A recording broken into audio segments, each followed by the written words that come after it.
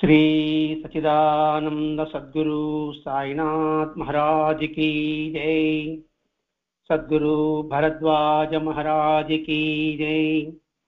गुरुदेव दत्त। సద్గురు శ్రీ సాయినాథుని యొక్క సాన్నిధ్యంలో ఆచార్య ఇకరా భరద్వాజ మాస్టర్ గారి యొక్క పర్యవేక్షణలో ఈరోజు శ్రీ సాయి మాస్టర్ ప్రవచన గ్రంథంలోని అంశాలని మాస్టర్ గారు ఏ విధంగా మనకు అందజేశారనే విషయాన్ని పరిశీలనాత్మకంగా మనం దాన్ని శ్రవణం చేయాలి, గ్రహించాలి. ఎందుకంటే మాస్టర్ గారి ఉపన్యాసాలు అని లేదు, ప్రవచనాలు అని ఉంది. ప్రవచనము ప్రమాణంతో కూడిన వచనము. ఏది ప్రమాణము అంటే మనం మాట్లాడే మాట ఏది ప్రమాణము? వేదం ప్రమాణము. ఆ వేద ఉపనిషత్తుల సారాంశమే భగవద్గీత. కాబట్టి ఆ భగవద్గీత సారాంశంలో ఉన్న ప్రతి ఒక్క అంశాన్ని కూడా మనం పరిశీలిస్తే, ఆ భగవద్గీతలో ఉన్న 18 అధ్యాయాల్లో ఉన్న 700 శ్లోకాలని కానీ మనం జాగ్రత్తగా పరిశీలిస్తే కృష్ణుడు ఏమి చెప్పదలుచుకున్నాడు అది మనం బాగా గుర్తించాలి. 1, నీ కర్తవ్యాలు నిర్వర్తించు. ఆ కర్తవ్య నిర్వహణలో ఇష్టాయిష్టాలకు తావుండకూడదు. అంటే నీవు ఏ కర్తవ్యం ధర్మం, ఏ ధర్మం చేయాలో మనం మనవాడని అధర్మాన్ని ప్రోత్సహించడమా, మనవాడు కాకపోతే ధర్మాన్ని ప్రబోధించడమా అని కాకుండా నీ ధర్మం ఏదో బాగా ఆలోచించి ఆ కర్తవ్యం నిర్వర్తించు. ఆ కర్తవ్య నిర్వహణ చెబుతూ కూడా మనలో ఎందుకు ఒకరి మీద ఇష్టము, ఒకరి మీద అయిష్టము ఏర్పడుతుందని, దానికి మనలో ఉన్న గత జన్మ సంస్కార ప్రభావం వల్ల కలిగే ఆ గుణగుణాలు, అంటే రజోగుణం అండి, తమోగుణం అండి, సాత్విగుణం అండి, వీటన్నిటినీ మనం బాగా ఆలోచించి ఈ జన్మలో మనం వాటిని గుర్తించి సరైన మార్గంలో మనం వెళ్ళగలగాలి. ఇక్కడ అసలు మనం సంస్కృతి అంతా ఏం చెబుతుందంటే ఒకటే, మనతో పాటు అందరూ బాగుండాలి అని కోరుకోవడమే మన సంస్కృతి. ఆ సంస్కృతి అనాదిగా మనం గత శుక్రవారం వివరించుకుని ఉంటాం. ఏదైనా కార్యం నిర్వహించినప్పుడు సర్వే జనా సుఖినో భవంతు, లోకా సమస్తా సుఖినో భవంతు అని ప్రార్థించడం. ఇక్కడ నీకు నీవు ప్రార్థించడము కాదు, ఆ భావన ఉంటే సరిపోదు. తగు రీతిన చరించడం ద్వారా అది సాధ్యమవుతుంది, అంటే ఆచరించడం ద్వారా సాధ్యమవుతుంది. ఇక్కడ చరించడం అంటే దాంతో ప్రయాణం సాగించడము. ఇక్కడ కృష్ణ భగవానుడు ఈ 18వ సారాంశంలో కూడా నీ గుణగుణాలని నిరంతరం గుర్తించుకుంటూ అందులో ఏది సాత్వికమైందో ఆ భావాన్ని దృఢపరచుకుంటూ ఆ భావంలో చరించు. ఆ భావంలో చరించినప్పుడు మాత్రమే నీలో ముందు చెప్పుకున్నట్టుగా సర్వే జనా సుఖినో భవంతు, లోక సమస్తా సుఖినో భవంతు, అందరూ బాగుండాలి, అందులో నేను ఉండాలి అనే భావన స్థిరపడుతుంది. అలా కాకుండా ఇంతమందిలో మనం ఒకటి ధర్మం ఉంటే ఎలా సరిపోతుంది అనే భావన రాకూడదు. ఆ భావన రాకుండా కోసమే కృష్ణ భగవానుడు గుణత్రయ విభాగ యోగం అని ఒక అధ్యాయాన్ని చెప్పుకున్నాడండి. ఇప్పుడు ఈ ప్రవచనాల్లో శుక్రవారం జరిగిన ప్రవచించుకుంటే సత్వగుణం, రజోగుణం, తమోగుణం వల్ల ఎటువంటి ఫలితం వస్తుంది, సద్గురు సాన్నిధ్యం వల్ల మన సత్వగుణం ప్రబలుతుంది అని వివరించుకుని ఉన్నాం. కాబట్టి ఇక్కడ ఎప్పుడు ఇది వివరించుకున్న తర్వాత ఆ వివరించిన దానికి కృష్ణ భగవానుడు అర్జునుడు చెప్పాడు. అదే భావాన్ని సాయినాథుడు అనేక అనుభవాల ద్వారా రజోగుణం అంటే ఎలా ఉంటుంది, సత్వగుణం అంటే ఎలా ఉంటుంది, తమోగుణం అంటే ఎలా ఉంటుంది అని తెలియజేస్తూ వస్తున్నాడు. మరి వీటన్నిటికీ మూలమేమిటి అంటే మనస్సు. అందుకని మనస్సుని నువ్వు జాగ్రత్తగా గమనించు. మన చంచలం కృష్ణ అని కృష్ణుడు అన్నాడు, అర్జునుడు అన్నాడు. కృష్ణుడితో. నా మనసు చంచలంగా ఉందని అర్జునుడు అన్నాడు. అప్పుడు అభ్యాసము అని చెప్పాడు మొట్టమొదట. మరి ఏమి అభ్యసించాలి, ఎలా అభ్యసించాలి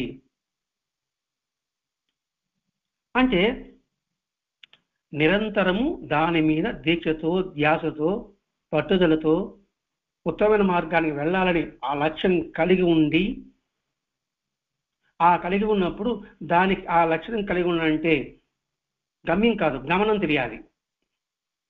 గమ్యమేమో సాత్విక గుణం, గమనం తెలియాలి. ఆడికి చేరాలంటే ఎలా వెళ్ళాలని సంగతి. అలా మనలోని భావాలు నిరంతరము ఏ వైపుకు మడుతుందో అని చూచుకుంటూ ప్రయాణం సాగించాలి. అంటే ఇక్కడ ఎప్పటికప్పుడు మనసుని నిశ్చితంగా గుర్తుపట్టు అని చెప్తున్నాడు.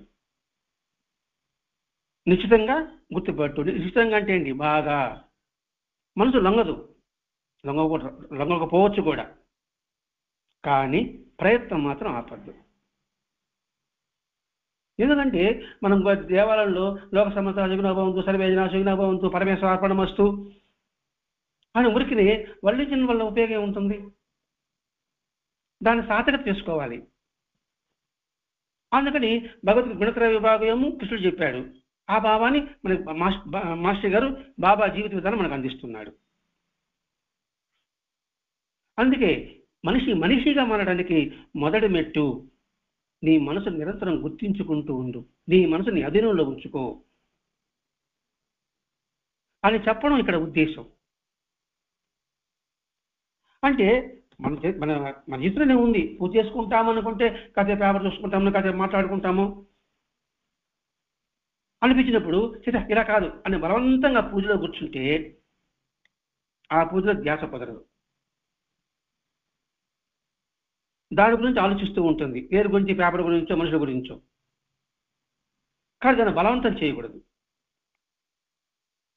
బలవంతం ఏం చేయాలి? దీనివల్ల ఎటువంటి ఫలితము అని ఆలోచించాలి.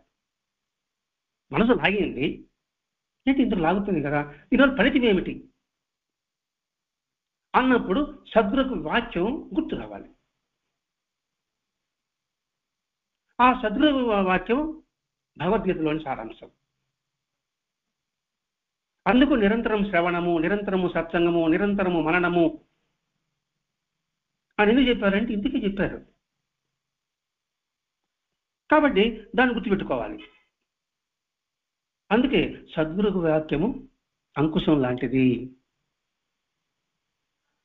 అరిషడ్ వర్గం అనే మదగజాన్ని శాసించే అంకుశం లాంటి వారు మీరు అని గురి చేతుల్లో నరహరి శర్మ మనకి స్వతంత్ర తెలియజేస్తున్నాడు కదండి. కాబట్టి ఆ అంకుశాన్ని గుర్తుపెట్టుకోవాలి. అందుకే సద్గురు యొక్క వాక్కే మంత్రం, సద్గురు యొక్క రూపమే ధ్యానానికి మూలం. మంత్రం అంటే ఏదో కొత్తగా ఉండదండి. ఆ వాక్కుని గుర్తుపెట్టుకోవాలి. అందుకే భగవద్గీత చదివినప్పుడు భగవద్గీత రజోగుణుడు ఏం చెప్పాడు కృష్ణ భగవానుడు? రజోగుణ కోరికలు అనే భావన ఉంటుంది ఇక్కడ. మరి దాన్ని ఎలా, రజోగుణం అంటే ఏమిటి, తమోగుణం అంటే ఏమిటి, దాని ఉదాహరణ రూపంలో, అనుభవం రూపంలో మన బాబా ఇచ్చున్నాడు. సరే, ఆ ఇచ్చిన సంగతి తర్వాత ప్రవేశిస్తాం. ఇప్పుడేముంది, బలవంతంగా కూర్చోబెట్టవద్దు, ఆ రజోగుణం వల్ల నీకు ఎటువంటి హాని కలుగుతుందో గమనించు అన్నాడు. దానికి ఏం చెప్పాడు భరద్వాజ మాస్టర్? ఇక్కడ ఒక మంచి రుచికర వంటకం అనుకుందాం, అది చల్లగా అయిపోతుందనో లేకపోతే వెచ్చదనం పోతుందనో, అంటే దాని రుచి పోతుంది. ఒక వస్తువు చల్లదనం తగ్గిపోతుందేమో, లేకపోతే ఇంకొక వస్తువు వేడికి ఉండకుండా ఇంకా చల్లబడిపోతుందేమో. కనుక దాన్ని గబగబా తినడానికి ప్రయత్నం చేస్తాం. అంటే ఉదాహరణకి ఐస్ క్రీమ్ ఇస్తానే అది ఎక్కడ జారిపోతుందో, అందులో కూలింగ్ తగ్గిపోతుందేమో. కూలింగ్ తగ్గిపోతే ఐస్ క్రీమ్ ఏం బాగుంటుంది? అందుకని గబగబా తింటాం. ఇంకా వెచ్చదనంగా వేడివేడిగా తింటాము ఒక ఫ్రైడ్ రైస్. అనుకుందాం. ఆ ఫ్రైడ్ రైస్ వేడిగా వేడిగా తింటేనే రుచిగా ఉంటుంది అనుకుని గబగబా తినడానికి ప్రయత్నం చేస్తాను అనుకోండి. ఆ తినడంలో ఆ రుచిని ఆస్వాదిస్తూ ఉంటున్నాను. వెంటనే ఒకడు వచ్చి ఏంటి ఆ కుడి పక్కన నువ్వు నవ్వుతున్నావు అంటాడు. అంటే గబక్కని తినడం ఆపేస్తాం. ఎప్పుడైతే తినడం ఆపేస్తామో ఆ రుచిలోని భావం తాదాత్మ్యం చెందాం. నలుగురు జోక్ చేసుకుంటున్నారు అనుకోండి, ఏదైనా పెద్దగా నవ్వుతున్నావు అంటే ఊరు ప్రత్యేక నవ్వుతున్నావు కావాలంటే అక్కడే ఆపేస్తాడు వాడు. ఆపేసి గమనిస్తాడు. గమనించినప్పుడు ఆ హాస్యంలో ఉన్న మాధుర్యాన్ని తాదాత్మ్యం చెందలేడు. అంటే తాదాత్మ్యం చెందడం అనేది కీ విడిపోతుంది. అంటే మాస్టర్ 2 ఉదాహరణ చెప్పాడు. 3వ ఉదాహరణ తాజాది ఎలక్ట్రిక్ వైర్ లాంటిది. ప్లగ్లో స్విచ్ పెట్టిన తర్వాత బయట పెట్టిన తర్వాత ఆ వైరు బల్బుకో ఇంకో దానికో సోకింపు చేస్తూ ఉంటుంది. ఎంతసేపు ఆ కరెంటుతో తాదాత్మ్యం ఉంటుందో అంత మేరకు ఆ బల్బులు వెలిగినట్లుగా ఎంత మేరకు మనం తాదాత్మ్యం చెందుతామో ఆ రజోగుణం తమో గుణాలు సహాయంతో ఉన్నప్పుడు సత్వగుణం విడిపోతుంది.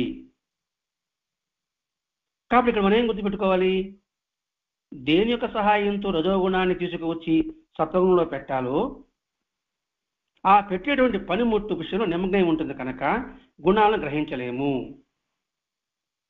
అంటే సడన్ గా నవ్వుతున్నప్పుడు ఆపేసినప్పుడు ఎవరెవరు ఆపేసినాడు ఏంటి, కాబట్టి ఇలా చేయకూడదు, మనం ఎలా నవ్వాలి, 10 మందిలో ఉన్నప్పుడు జాగ్రత్తగా ఉండాలి, ఆ జాగ్రత్తగా ఉన్నప్పుడు ఏం చేయాలి, ఆ ఏం చేయాలి అని భావన రావడం సత్వగుణం.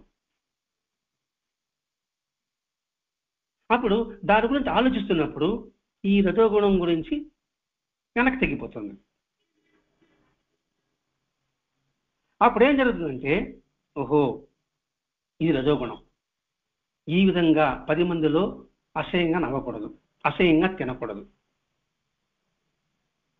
తినేటప్పుడు జాగ్రత్తగా ఉండాలి అని గుర్తుపెట్టుకున్నాం అనుకోండి.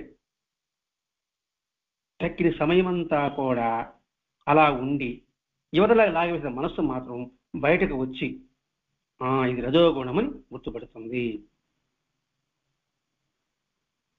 ఈ రజోగుణం ఎప్పుడైతే గుర్తుపడుతుందో సత్వగుణం ఎలా ఉంటుందో తెలుస్తుంది.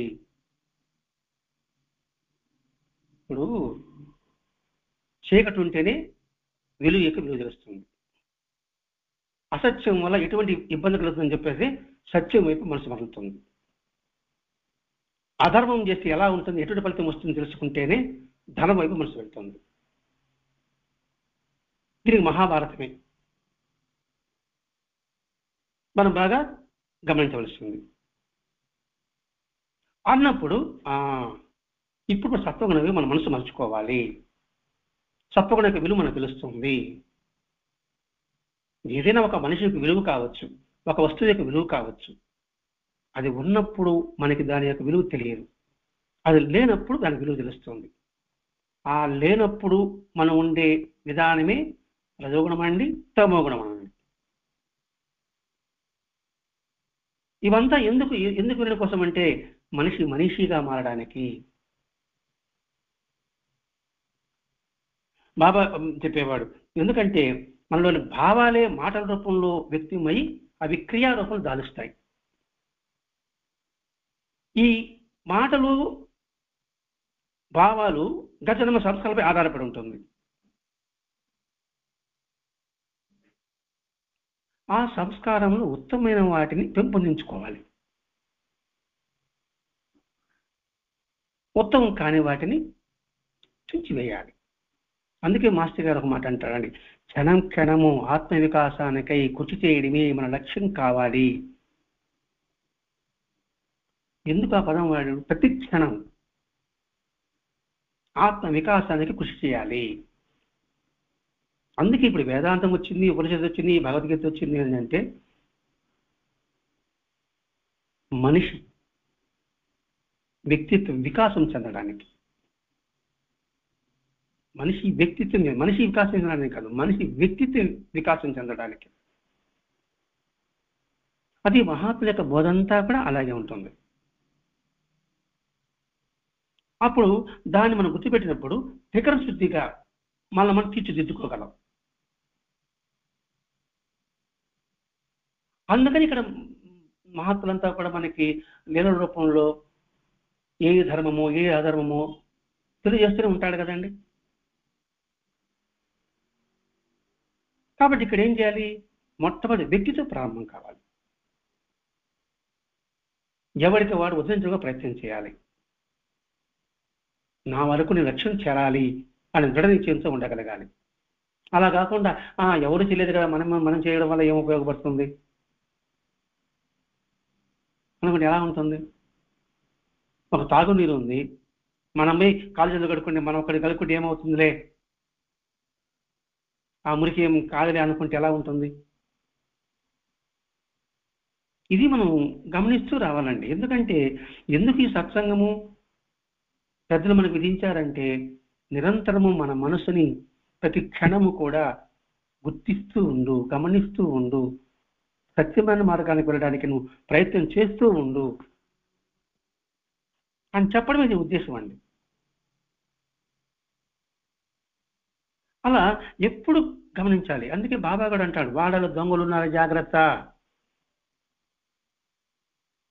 దొంగలంటే మనం నర్షెడ్డి వర్గాలు.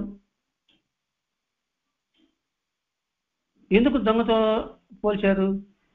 తనది కానిది కోరుకుంటుంది కాబట్టి. కాబట్టి దాన్ని నిరంతరం గుర్తించు. ఒకరు దొంగ అని తెలిసిన తర్వాత మన ఇంట్లోకి వచ్చిన తర్వాత వాడి పట్ల మనం ఎంత జాగరూకతో ఉంటామండి? ఎంత జాగరూకతో ఉంటాం మనం? అలాగే అరే మనల్ని ఇది పతనం చేస్తుంది. మనల్ని పతనం చేయడమే కాదు, మనల్ని, మన కుటుంబాన్ని, మన సమాజాన్ని అన్నీ పతనం చేస్తుంది. కాబట్టి మనం చాలా జాగ్రత్తగా ఉండాలి. అందుకని ఏ చెడు గుణమైందో దాన్ని గుర్తుపట్టామంటే అది నెమ్మదిగా తిరిగిపోతుంది. ఒక దొంగ అని తెలిసిన తర్వాత మనం జాగ్రత్త పడిన తర్వాత వాడు దొంగతనం చేయడానికి అవకాశం లేనప్పుడు వాడు ఏం చేస్తే తప్పకుండా ఇక్కడికి లాభం లేదు కానీ ఇంట్లో లాభం లేదు, ఇంకెళ్ళిపోదాం, వేరే ఇంటి చూసుకుందాం అని వెళ్ళిపోయినట్టుగా. అందుకే ఎరుక కలిగి ఉండు. మాటల్లో చాలా సులభంగానే ఉంటుందండి, కానీ దాని మీద ధ్యాస ఉండాలి. ధ్యాస లేని క్షణం, ప్రతి క్షణము మనకి జన్మలకు కారణమవుతుంది. ఇక్కడ ధ్యాస మీద అంటే సత్యం మీద ధ్యాస. కృష్ణ భగవానుడు గుణత్రయ విభాగంలో రజోగుణం చేసినప్పుడు నువ్వు ఇట్లా ఉంటావు, తమోగుణం చేసినప్పుడు ఇలా ఉంటావు, ఆ కర్మలు నువ్వు చేస్తావు, పురజన్మ కర్మ నుంచి నువ్వు చేస్తావు. ఇప్పుడు ఇంతకుముందు చెప్పుకున్నాం, మనలోని భావాలు మాటల రూపంలో వ్యక్తమయ్యేది కూడా గత సంస్కారాల ప్రభావం అని. అలానప్పుడు ఆయన చెప్పడం ఎందుకు? ఆ ప్రకారం జరుగుతుంది అని మనమే ప్రశ్న వేసుకోమంటాడు మాస్టర్ గారు. ఇక్కడ ఎందుకు చెప్పాడు? విరగబడి నవ్వుతుంటే రే వాళ్ళ నవ్వుతున్నావు అన్నప్పుడు ఏం చేస్తాడు? టక్ నవ్వడం ఆపేస్తాడు. గమనించుకుంటాడు, ఎలా నవ్వుతుంది గమనించుకుంటాడు, దాని కారణాన్ని వెతుక్కుంటాడు. అప్పుడు ఆ తాజా నుంచి విడిపడిపోతాడు. అది ఏంటి నేను ఇంతగా నవ్వుతున్నాను అని ఆలోచిస్తాడు. ఈ సహజంగా జరిగేదేనండి. ఇప్పుడు బాబా చరిత్రలో యశవంతరావుకి నీకు చాలా కథలో నువ్వు మంచి గుణాలు ఉన్నాయరా, ఇప్పుడు నీకు మంచి గుణాలు ఉన్నాయి అని ఎందుకు చెప్పాడు? టీఏ కార్నెక్కి 2000 సంవత్సరాలు వీడి కోతి బుద్ధులు ఇప్పటికి అలాగే ఉందని వాడికి ఎందుకు చెప్పాడు? కృష్ణ భగవానుడు ఏం చెప్పాడు బాబా అక్కడ చెప్తున్నాడండి. గుణత్రయ విభాగం కృష్ణుడు చెప్పాడు, అక్కడ బాబా గుణత్రయ విభాగం చెప్తున్నాడు. అక్కడ ఆ యశవంతరావుని పెట్టుకుని టీఏ కార్నెక్ని పెట్టుకోండి. ఎందుకు చెడు గుణాలని చెప్తున్నాడు? వాడికి హెచ్చరిక, రే ఇన్ని సంవత్సరాలు చెడు గుణాలు ఉన్నావు, ఇప్పటికైనా ఆ గుణాన్ని మార్చుకో. యశ్వత్థుడు అతనికి మంచి గుణాలు ఉన్నాయి, ఒరేయ్ ఆ మంచి గుణం జారవాకు, హెచ్చరిక అది. అప్పుడేమవుతుందంటే ఏదైతే చెడు ఉంటుందో దాన్ని దూరం పెడతాం, పరాయి వ్యక్తిగా చూస్తాం. ఎప్పుడైతే పరాయి వ్యక్తిగా చూస్తామో దాని పవర్ తగ్గిపోతుంది. ఇప్పుడు ఒక ఒక సంస్థ సంఘము అనుకుందాం, ఒక 20 మంది ఉన్నాం అనుకుందాం. ఆ 20 మందిలో ఒక 2 3 ఒక 4 అనుకుందాం ఆ సంస్థకు విరుద్ధంగా వాళ్ళు పనులు చేస్తున్నారు అనుకుందాం. ఒక 4 అనుకుందాం. మిగతా 16 మంది ఏం చేస్తారు, మరి వీడు ఏ పనికైనా అడ్డం పడుతున్నాడు, ఈ పని చెడగొట్టాలని పరోక్షంగా ప్రయత్నం చేస్తున్నాడు అనుకుని ఏం చేస్తారు, ఇంకా వీడికి మనం ఏం పని చెప్పకూడదు, ఏ పనికి పిలవకూడదు. వచ్చాడా మనం అంటి అటెంట్గా ఉంటాం, రాలేదా మనం ఏమనుకో. అనుకున్నప్పుడు అలా చేస్తూ ఉన్నప్పుడు కొంతకాలానికి ఏమవుతాడు, వాడు లాభం లేదురా అని చెప్పేసి ఆ 4 వెళ్ళిపోతారు. ఎందుకంటే ఆ 4 16 మంది చెప్పినప్పటికీ కూడా ఎవరు మాట వినరు. ఎందుకంటే వాడి వ్యక్తిని తెలిసిపోయింది కాబట్టి, దాని దుష్ఫలితం వస్తుంది కాబట్టి. అలా లేదు అనుకుందాం, వాడి మాట వింటున్నాం అనుకోండి, ఏమవుతుంది, మనసు దాని వైపే వెళ్తుంది. ఎందుకంటే మంచి తీసుకున్న దానికన్నా కూడా చెడు త్వరగా తీసుకుంటుంది. అలా ఎప్పుడైతే తీసుకుంటామో మనకు అంతిమ గడియ ప్రారంభమవుతుంది. అది నానాటికి పెరుగుతుంది. ఎలా అంటే పౌర్ణమి రోజు వచ్చిన పాడ్యం తర్వాత మెల్లమెల్లగా మెల్లమెల్లగా మెల్లమెల్లగా అమావాస్యకి దగ్గరికి చీకటి చేరుకున్నట్టుగా అంత అజ్ఞానంలో మనం పడిపోతాం. కాబట్టి ఇక్కడ మనం ఏం గుర్తుపెట్టుకోవాలి, మనం ఏదైనా అమావాస్యలో పని చేయము,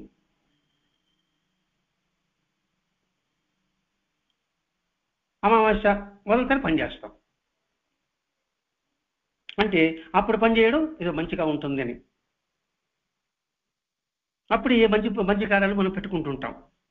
అంటే ఏంటి, మంచి రోజులు ఉన్నప్పుడే మంచి కార్యాలు చేసినట్టుగా మంచి భావాలు ఉన్నప్పుడే మంచి పనులు చేయాలి. అప్పుడే ఏ మంచి కార్యాలనే చేయాలి. అందుకంటారు మంచి పనులు చేయడం ఆలస్యం చేస్తే అది విషతుల్యం అవుతుంది, తలపెట్టిన చెడు పనిని ఆలస్యం చేస్తే అది అమృతం అవుతుంది. చెడు పని చేయాలనుకున్నాము, కొంచెం ఆలోచించామనుకోండి అప్పుడు చేయము. చెడు పని చేయకుండా అమృతం అవుతుందా కాదా. అలా చేయలేదు, ఆలోచించుకుంటున్న రోజులు నెలలు వారాలు సంవత్సరాలు అలా కర్పూలు గడిచిపోతూ ఉంటుంది, కాలం నిలవదు. అందుకే బాబా అంటాడు సద్గుణం తెలుసుకోవాలి, నువ్వు ఎందుకు వచ్చినట్లని. అంతెందుకండి, ఇప్పుడు ఇంతకుముందంతా కూడా ధాన్యం కోస్తే తూర్పాలు పట్టేవాళ్ళు. అప్పుడేమవుతుంది, రేపు గాలి బాగున్నప్పుడే సాయంకాలం 4-5 పట్టే మనం తూర్పాలు పట్టాలరు అని ఆ పని చేస్తారు కదండి. అలాగే పడవ నడిపేవాడు చూడండి, గాలి వాటేటువంటి చూసుకొని ఆ తర్వాత దాని తగ్గట్టుగా అనువుగా చూసుకుని ప్రయాణం సాగిస్తాడు కదండి. అలాగే గాలిపటం ఎగిరేటప్పుడు కూడా గాలి వెట్టుపటం చూసుకునేసి గాలిపటలు ఎగరేసుకుంటాం కదండి. ఇదంతా ఎందుకు చెప్పుకుంటున్నాము, నీలో సత్యం తెలుసుకున్నప్పుడు, ఆ సత్యం తెలుసుకున్నప్పుడు నిరంతరము దానికి ప్రాధాన్యత ఇవ్వు అని చెప్పడం ఇక్కడ ముఖ్య ఉద్దేశం అండి. ఇక్కడ దానికి మాస్టర్ చిన్న ఉదాహరణ చెప్తున్నాడు. సైకిల్ దొక్కుతున్న బిడ్జి వచ్చింది, బిడ్జి వస్తానే కష్టపడి ఎక్కేస్తాము, డౌన్ వస్తుంది, డౌన్ వస్తానే స్పీడ్ దిక్కామనుకో ఎంత త్వరగా వెళ్ళిపోతాం. అలాగే మనకి మంచి భావాలు ఉంది, చెడు భావాలు లేదు, మంచి మూడు బాగుంది, 9 గంటలకు పూజ కూర్చోవాలి, 8 గంటలకే బాగుంది, 8 గంటలకు బాగుందిరా ఎందుకని చెప్పి 8 గంటలకు మొదలు పెట్టడం. అప్పుడు ఎప్పుడైతే మొదలు పెడతామో అమావాస్య పాడ్యము నుంచి మెల్లమెల్లగా మెల్లమెల్లగా 16 కళలతో సంపూర్ణించినట్టుగా అసలైన తత్వానికి మనం చేరగలము. ఇలా ప్రయత్నం చేసి ఏం లాభం అండి?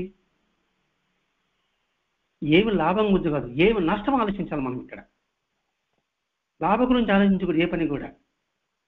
చేయకపోతే ఏం నష్టము, చేస్తే ఏం లాభం అని ఆలోచించాలి కన్నా కూడా చేయకపోతే ఏం నష్టం అని ఆలోచించాలండి. ఇది ఈ పాయింట్. అది చేయకపోతే ఏం నష్టము. ఏమి నష్టం అంటే వాడి గురించి వీడి గురించి మాట్లాడతాం, ఇతరుల గుణాలని గుర్తుపెట్టడానికి మనం ప్రయత్నం చేస్తాం. అప్పుడు ఆలోచించనుకోండి, అలా మనం మాట్లాడము, నిజంగా అలా మాట్లాడుకున్న తర్వాత మనకి ఏమైనా ఉపయోగం ఉంటుందా? పొరపాటే. అనవసరంగా వాళ్ళ మీద నింద వేయడం ఏంటి తెలిసి తెలియకుండా? మరి ఈ విషయాన్ని బాగా ఎన్ని సందర్భాల్లో చెప్పలేదండి?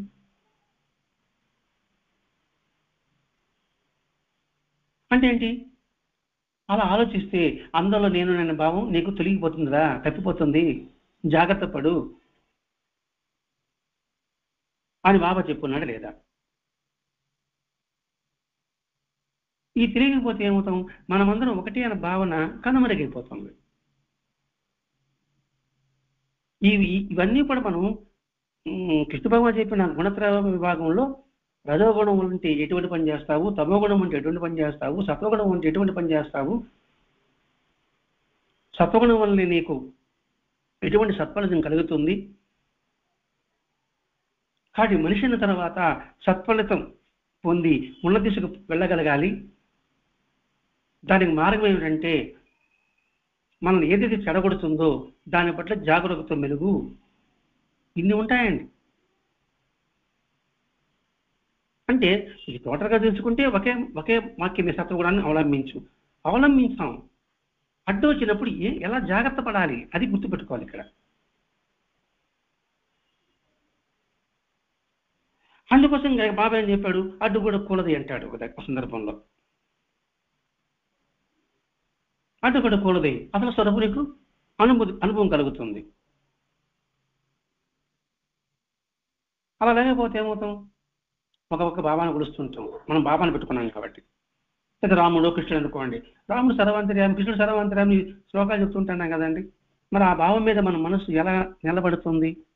నిలబడే గుర్తు ఏమిటి? నేను బాగా చదివానండి, గుర్తు ఏమిటి? నువ్వు పరీక్షలో నువ్వు చదివింది రాస్తే నీకు మార్కులు వచ్చి నువ్వు పాస్ అవుతే అది గుర్తు, నువ్వు బాగా చదివిన దానికి.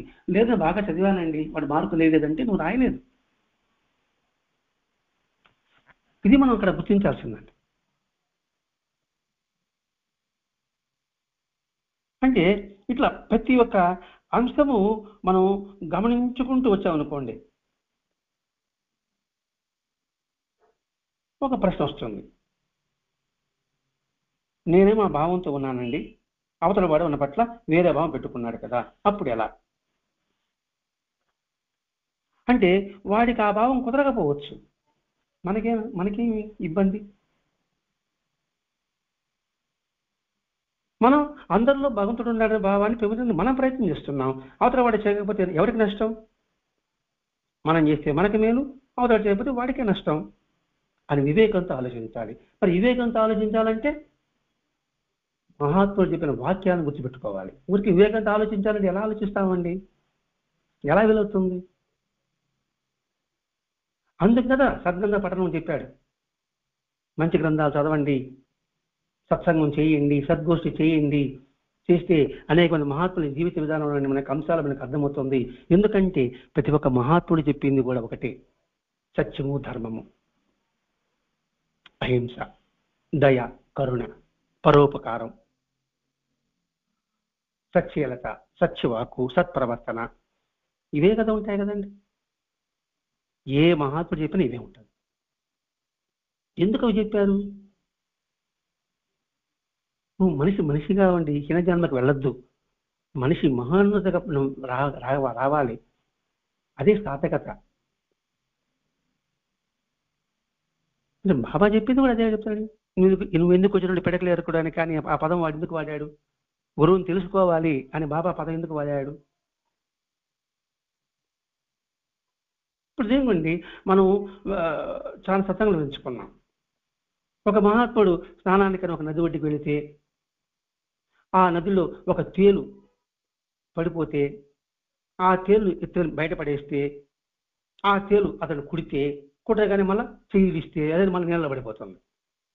మళ్ళా దాన్ని కాపాడుతాడు, మళ్ళా కుడుతుంది, మళ్ళీ నీళ్ళలో పడిపోతుంది. అప్పుడు ఒక వ్యక్తి అసలు ఏం చెయ్యాలి? అది కుట్టే స్వభావమే వదలలేదు, నేను కాపాడేస్తావు, నేను ఎలా వదులుతాను? ఇది ఒకటి. నువ్వు ఏ వ్యక్తిని వేస్తావో ఆ వ్యక్తి ఫలితం నీకు వస్తుంది.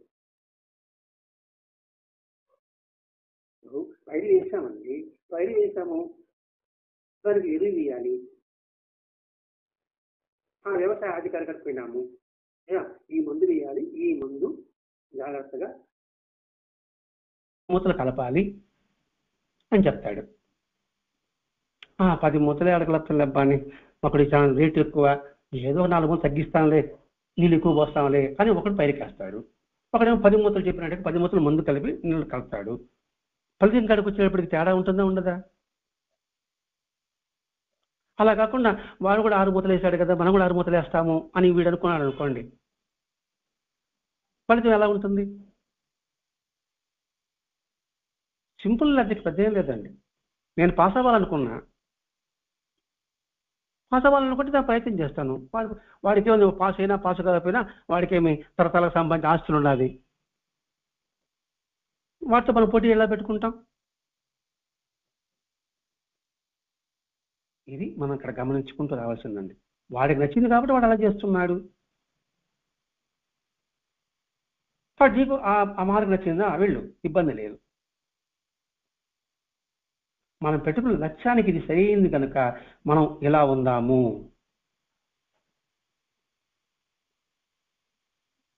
ఎలా ఉందాం? నిరంతర ప్రయత్నంతో అమావాస్య పాడ్యం నుంచి ఎలా నిరంతరం ప్రయత్నం చేసి పౌర్ణమి కాంతితో విరాజిల్లాలో ఆ విధంగా ఉండాలి.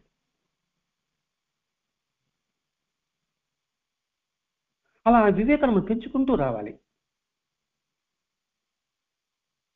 అలా పెంచుకోకపోతే అజ్ఞానంలో ఉన్నాం. దీన్ని పెట్టే మార్గం బాబా చక్కగా చెప్పాడండి, ఇంకేం లేదు. అందరిలోనూ బాబా, అన్నింటిలోనూ బాబా ఉన్నారని ఎల్లప్పుడూ గుర్తుపెట్టుకో. దాని ఒక మాట చెప్పాడు, నువ్వు చూసేంతా కలిసి నేను అన్ని ప్రాణుల పొలను నేను సంచరిస్తూ ఉంటాను చెప్పాలి, సంచరిస్తూ ఉంటాను అన్నాడు. ఇది గుర్తుపెట్టుకో. ఇది అజ్ఞానాన్ని ఛేదించడం అంటే. అజ్ఞానం ఛేదించడం అంటే ఇదే. ఈ నిరంతరం నువ్వు దాన్ని ధ్యానించు అన్న పదం వాడాడు. ధ్యానించు అంటే ఏమిటి? నిరంతరము మననం చేసుకుంటూ ఉండడమే. అలా కాకుండా నేను పౌర్ణమి తర్వాత లాగా ఉంటానంటే చీకట్లో చిక్కుకుంటాం. అందుకే మనం పనిచేసే గుణాలని గుర్తుపెట్టుకో. గుణాలను ఏ పని చేస్తానో జాగ్రత్తగా చేయి. మాట్లాడడం జాగ్రత్త, చూడడం జాగ్రత్త, చదవడం జాగ్రత్త, వినడం జాగ్రత్త, చెప్పడం జాగ్రత్త. ఇవన్నీ గుణాలకే వస్తుందండి. అలా ఉన్నప్పుడు మనలో దేని మీద రాగం ఉంది, దేని మీద ద్వేషం ఉంది, దేని మీద అసూయ ఉంది. అసూయ ఉంటే దాన్ని ఎలా తప్పించుకోవాలి? అసూయ ఈర్ష్య ఉన్నవాడు ఎటువంటి పతనమయ్యాడు? ఇవన్నీ మనకి పామర భాష అర్థమయ్యేలా బాబా చెప్పి ఉన్నాడా లేదా? అందుకంటారు, చూడగలిగితే అంతా నీకు సత్యమే గోచరమవుతుంది. సృష్టి అంతా కూడా సత్వగుణమే నీకు కనిపిస్తుంది. ఎలా చూడాలనేది బాబా జీవితంలో మాత్రమే, ఆయన జీవన శైలిలో మనకు కనిపిస్తుందండి. ఇప్పుడు బాబా కాళ్ళు విసురుతూ ఉంటాడు ఒకడు, బాబా నాకు వ్యాపారం లాభం వస్తే నీకు వాటా ఇస్తాను అంటే బాబా ఏమంటాడండి? ఇది రజోగుణమా సత్వగుణమా? రజోగుణం. ఒరే అటువంటి వాటిని లాగబాకరా నాయన, అన్నాడు. అప్పుడు మనకు అటువంటి జీవితంలో మన సంఘటన జరిగినప్పుడు మనం ఈ సంగతి గుర్తుపెట్టుకోవాలి. నానాజీ చందర్కర్ సేవ చేస్తుంటాడు. 2 ముస్లింలు స్త్రీలు వస్తారు. అప్పుడు అతను మనసులో వికారం మొదలు పెడుతుంది. బాబా ఇలాగ లెంపకాయ కొడతాడు. ఏంటి బాబా మీ సన్నిధిలో ఇలా వచ్చింది అన్నప్పుడు ఏం చెప్పాడు? ఆలోచించాలండి. అందుకే ఎందుకు మాస్టర్ గారు సాయిలాంశ గ్రంథం మనకు అందించారంటే అందులో విశిష్టం మనం గుర్తిపించుకోవాలి. సాయినాథ ప్రబోధం ఎందుకు అందించారంటే ఇది వారి సారాంశం అంతా ప్రవచనాల ద్వారా మనకు అందిస్తున్నాడండి ఇక్కడ. అంటే కృష్ణ భగవానుడు భగవద్గీతలో గుణత్రయ విభాగం ఏ విధంగా చెప్పాడో బాబా కూడా ఆ గుణత్రయ విభాగం అంటే 3 గుణాల యొక్క వివరణ మనకి ఇస్తున్నాడు లీలల ద్వారా.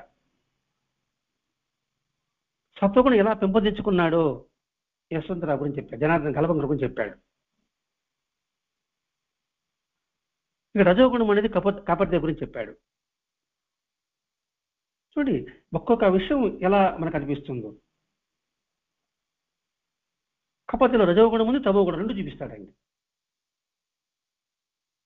కాబట్టి ఆహార్య రాకుండా పిచ్చాపడి కబులు ఉన్నప్పుడు అది తమో గుణమా సత్వగుణమా? ఇంకొకరు ఉత్తరం రాస్తున్నాడు అన్నాడు, చెయ్యనే కదిలించాడు అన్నాడు, హెచ్చరిక చేస్తాడు బాబా. అప్పుడు మాస్టర్ గారు ఒక మాట అన్నాడు, అతనికి చీమ కుట్టినట్టు కూడా లేదు ఆ మాటకు అన్నాడంట. సాయి చూస్తే మనకు అర్థమవుతుంది. ఏం చేసి ఉత్తరం రాస్తాడు, కనీసం చెయ్యని కదిలించావురా అని ఆ మాట అంటే అక్కడ మాస్టర్ గారు ఇతనికి చీమ కుట్టినట్టు కూడా అనిపించలేదు అనే పదం వాడతాడండి. ఇంకోసారి హారతికి పోకుండా నిద్రపోతా ఉంటే ఎక్కడ కపర్దే అంటే నిద్రపోతున్నాడు, నేనే అతను లేపుతాను రా అంటాడు. అతని మెలకు వస్తుంది, హారతికి వస్తాడు. వస్తాడు బాబా చెప్తాడు అతి నిద్ర పనికిరాదురా అని. అక్కడ మాస్టర్ గారు రాస్తాడండి ఈ మాట పట్టించుకోలేదు అని. ఇంక రజోగుణం అంటే అతనికి చూడండి ఎంత పాండిత్యం ఉన్నప్పుడు కూడా లోకవాసన వల్ల, లోకవాసన పదం కూడా వాడతాడు కపర్దాధ్యాయంలో. బాబా తల్లిదండ్రుల సత్యాన్ని గ్రహించలేకపోతాడు, వాళ్ళ కొడుకును రక్షిస్తాడు, కాకా దీక్ష సంఘటన చూస్తాడు. కానీ ఈ లోకవాసన పీకడం వల్ల, ఈ ధనము కీర్తి వల్ల మనసు అటువైపే వెళ్తుంది. చివరికి అతడే ఒక 1912లో రాస్తాడండి, ఉత్తటే మార్చి 18 ఇప్పుడు డేట్, సర్లే డేట్ పని ఏముందనుకోండి. నేను షిరిడీ నుంచి మా ఊరు వచ్చిన తర్వాత షిరిడీలో ఏ విధంగా అయితే ఉదయహారతి స్తోత్రాలు చేస్తున్నానో ఇక్కడ నేను చేయలేకపోయాను. ఆయన సరిధిలో ఏ విధంగా అయితే టైం టేబుల్ ప్రకారం చేస్తున్నానో ఆయన విడిచి వచ్చిన తర్వాత అలా చేయలేకపోయాను కాబట్టి చెప్తాడండి. ఇంకా తమో గుణం అంటే రామదాస్ సంఘటన. ఒక్కోసారి మనం గుర్తు చేసుకోవాలండి. ఇక్కడ ఏం చెప్పాడు ఇక్కడ మాస్టర్ గారు, బాబా ఏ విధంగా మనకి తెలియజేశాడో స్పష్టంగా మనకు అర్థమయ్యే పరిభాషలో మనకు అర్థమయ్యేలా బాబా చెప్పాడు. దొంగలు ఎలా ఉంటాడో చెప్పాడు, ఆ పనికిరాని వాడు ఎలా ఉంటాడో చెప్పాడు, వాడు ఎలా నెట్టివేయాలో మన పామరవాసం మనకు అర్థమై చెప్పాడు. దానికి రామదాసి అతనికి విశ్వాసం బాగా వచ్చు. ఆ పుస్తకం శ్యామాకి ఇచ్చాడు, చిరుని పైకి లేచాడు. అంటే ఆ పుస్తకం నాకే కావాలి, ఇంకెవరికి ఉండకూడదు. మీరు తమోగుణం అంటారా సత్వగుణం అంటారా? ఇట్లా ఒకటే రెండు కాదండి, ఎన్ని ఉన్నాయి, కోకొల్లు. జాగ్రత్తగా చూడగలిగితే, అందుకే చూడగలిగితే చేతనైతే ఈ సృష్టి అంతా కూడా సత్వగుణమే కనబడుతుంది. ఇప్పుడు రామదాస్ సంఘటన తీసుకున్న తర్వాత మనకు చేతనైతే అందులో సత్వగుణం మనం తీసుకోగలుగుతాం. ఓ ఇతడు ఈ పర్పరేట్ చేశాడు, మనం ఇలా చేయకూడదు, ఇలా చేయకూడదని భావించడమే సత్వగుణం. అంటే చెడులో కూడా సత్వగుణం గ్రహించే విధానం మనకి సాయిలాంశ గ్రంథంలో ఉంది. అందుకే ఈ గుణత్రయ విభాగం భగవద్గీత మనకు అర్థం కాదు, మన పుస్తకం తాకలే అసలు, ఆ పదవుడు విని కూడా ఉన్నాం. కానీ ఈ 3 గుణాల యొక్క ఫలితాన్ని బాబా చేతుల్లో మనకు స్పష్టంగా భరద్వాజ మాస్టర్ మనకు అందించారండి. అంటే దీన్ని బట్టి మనం అర్థం చేసుకోవాల్సింది ఏంటి, బాబా యొక్క తత్వం ఏమిటి అంటే మన జీవిత లక్ష్యం సరైన దారిలో వెళ్ళడమే. కాబట్టి ఇది గుర్తుపెట్టుకో, కానీ ప్రయత్నించి ఆ గుర్తుపెట్టుకోవడమే శ్రద్ధ. దాన్ని ప్రకటించుకునే విధానమే దక్షిణ. గుర్తుపెట్టుకోవడం శ్రద్ధ, ప్రకటించడం అంటే ఆచరించడం ప్రయత్నించడమే, అదే దక్షిణ. అదే మహత్తులు కోరుతారు. అది మానసికంగా చేయొచ్చు, శారీరకంగా కూడా చేయొచ్చు. అవకాశం ఉంటే శారీరకం, అవకాశం లేదు మానసికం. కాబట్టి ఈ రెండు చేసుకుంటూ వెళితే సత్వగుణం దారిలో మనం వెళ్ళగలము. భజనకి సత్సంగానికి మీద హాయిగా ఉంటుంది, మనసు పవిత్రంగా ఉంటుంది అని అనుభూతి మనకు కలిగినప్పుడు మనం ఏం చేస్తున్నామండి? ఆ టైం మొత్తాన్ని పరిగెడుతున్నామా లేదా? ఇటు శరీరం కలుగుతుంది, ఇటు మనసు కలుగుతుంది. అక్కడ వెళ్ళలేదు అనుకోండి, మనసుతో పనిచేయచ్చు. తప్పించుకోవడానికి మార్గంలో ఇక్కడ నాకు అవకాశం లేదు కాబట్టి ఎగ్గొట్టాను, అది ఏదో ఒక కబుర్లాడతామనిలే. నువ్వు మానసికంగా చెయ్యి. అలా కబుర్లాడితే నష్టపోయింది నువ్వే.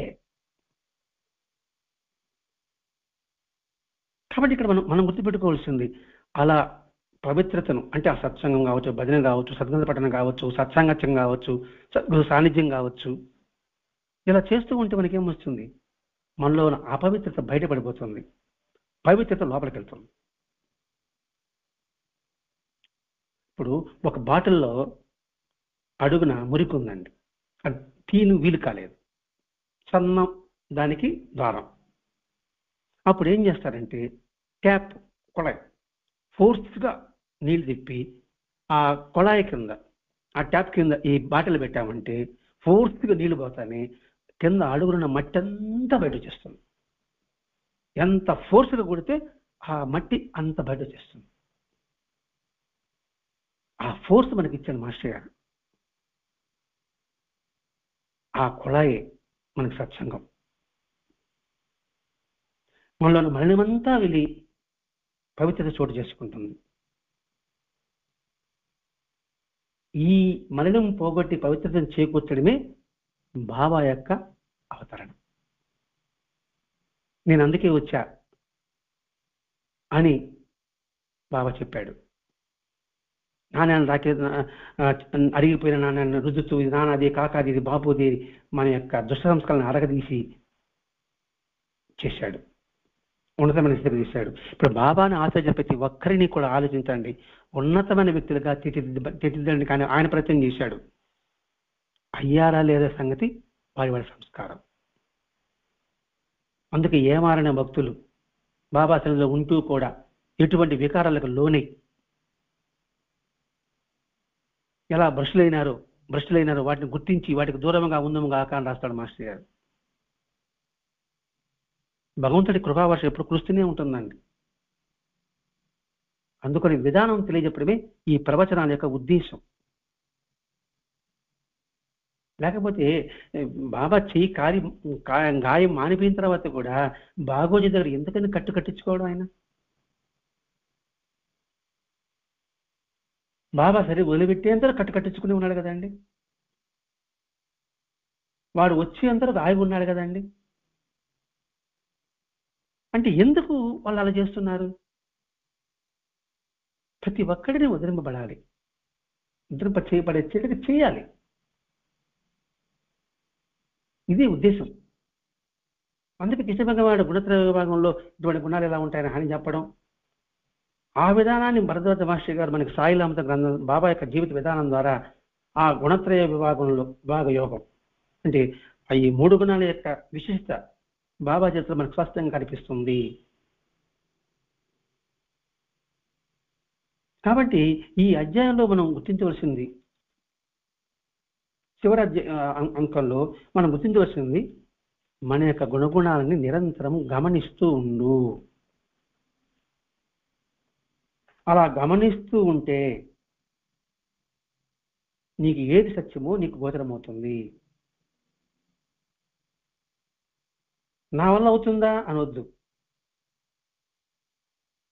వేసే ప్రతి అడుగు ముందు ఒంటరిగానే ఉంటుంది, ఒంటరిగానే సాగుతుంది. అతను రెండో అడుగు జత కొడుతుంది, ముందుకు సాగుతుంది. అలా మనం సాధించలేము అనుకోవడం అలసత్వం. ప్రయత్నం చేసి సాగలేకపోయినా అది ధీరత్వం. ఈ రెండు లేని గుర్తుపెట్టుకున్నా చాలు. అయ్యో అది వీలు కాదు అని ఆగిపోవడం సోమరితనం, బద్ధకం. అది వీలవుతుందో వీలు కాదు, నేను ప్రయత్నం చేస్తా, వీలు కాకపోయినా అది ధీరత్వం. ఇది మనం బాగా గుర్తుపెట్టుకోవాల్సింది. అందుకని మాస్టర్ గారు నిరంతరము ప్రతి ఒక్క ఎవడికి వాడు ఇంకొరకు ఎదురు చూడకుండా సత్కార్యాన్ని ముందుకు అడుగు వేసుకుంటూ వెళ్ళు. ఇప్పుడు మనం యూట్యూబ్లో వాటి చూస్తుంటా ఉంటామండి. పెద్ద గాలి వాన వస్తుంటుంది, బయట చెట్లు కింద పడిపోతుంది, ట్రాఫిక్ అంతా ఆగిపోతుంది. ఎవడికి వాడు ప్రభుత్వాన్ని తిట్టుకుంటూ ఉంటాడు, చెట్లు కొట్టే పడి తిట్టుకుంటూ ఉంటాడు. వెంటనే ఒక స్కూల్ పిల్లవాడు గబగబా స్కూల్ బస్ దిగి గబగబా ఆ వాన్లో ఆ చెట్టు కదవడానికి ప్రయత్నం చేస్తాడు. కొద్ది రేపటికి ఒక పిల్లవాడు చేస్తున్నాడు అని చెప్పేసి అందరూ పరిగెత్తే ఆ రోడ్డు వాడాడు చెట్టు పక్కన పడేస్తాడు. ఆ పిల్లవాడు అనుకోలే, నా వల్ల సాధ్యం అవుతుందా కాదా అనుకోలే. ప్రయత్నం చేశాడా లేదా? ఇవన్నీ గుర్తుకు తెచ్చుకుంటూ ఉండాలండి. అలా గుర్తుకు తెచ్చుకుంటున్నప్పుడే సత్య మార్గంలో మనం ప్రయాణం సాగించగలం. ఇది మనకి భరద్వాజ మహర్షి గారు నేర్పారు. రామాయణంలో రాముడి ద్వారా అర్థమైంది, కృష్ణుడి ద్వారా అర్థమవుతుంది చూడగలిగితే. కాబట్టి మనం ఇక్కడ గుర్తించవలసింది ఈ గ్రంథంలో నిరంతరము అన్వేషణ, నిరంతరము జిజ్ఞాసత్వము, నిరంతరము ముఖ్యత్వము, నిరంతరము ప్రయత్నము, చెడును తొలగించి మంచిని పెంచుకుంటూ సత్య మార్గంలో ప్రయాణం సాగిద్దాం. మాస్టర్ గారి యొక్క అనుగ్రహం మన వెన్నంటే ఎప్పుడూ ఉంటుందని విశ్వాసంతో ఆరాధిస్తూ, అర్చిస్తూ, ఆచరిస్తూ, సాధిస్తూ, ఆనందిస్తూ అందరికీ ఈ ఆనందాన్ని పంచుకుందాం. స్వస్తి. శ్రీ సచిదానంద సద్గురు సాయినాథ్ మహారాజ్ కీ జై. సద్గురు భరద్వాజ్ మహారాజ్ కీ జై. గురుదేవ దత్త.